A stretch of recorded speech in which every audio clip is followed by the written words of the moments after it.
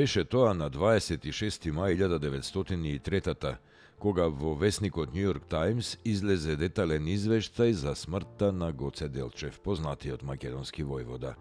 Извештаите покажуваат дека Делчев, придружуван од чета, влегол во селото Баница во близина на Серес, а за неговото присуство во селото турците разбрале од грчки шпион.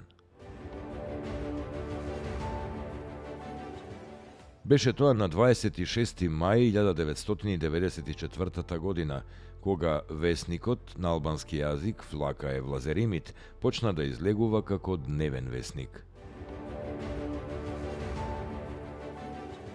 На 26. мај 1905 година во Веле се роден Стефан Гајдов, македонски композитор и музички педагог, еден од организаторите на музичкиот живот во Македонија по 1945-та.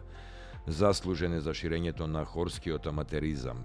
Како композитор е познат по обработката и стилизацијата на народните песни Леле Јано, Гора Јунак, Ти синче, Петлите пеат и други. По творбите Гудачки квартет во Цемол, Кончертино, автор е на 15 на учебници за средно образование. Починал во Охрид на 17 јуни 1992. На 26. мај 1986 во Скопје умре Јордан Грабуловски, академски скулптор, еден од најистакнатите македонски уметници, познат по своите дела не само во земјата, туку и во светот.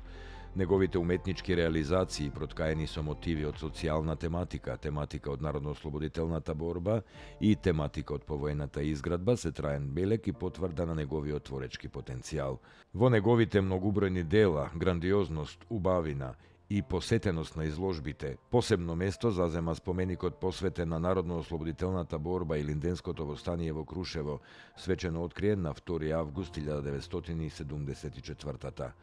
Грабуловски е роден во Прилеп на 19 март 1925. На 26. мај 2011 година почина пензионираниот актер на Драмскиот театар во Скопје Самуил Дуковски. Дуковски е роден 1929 година во Галичник, завршил средна државна театарска школа во 1950, а со професионална актерска дејност се занимавал од 1955. Дуковски интензивно играл на сите три сцени и во својата актерска кариера одиграл над 85 улоги. Тој се занимавал и со пишување на драмски текстови, а некои од нив биле изведени на театарските сцени.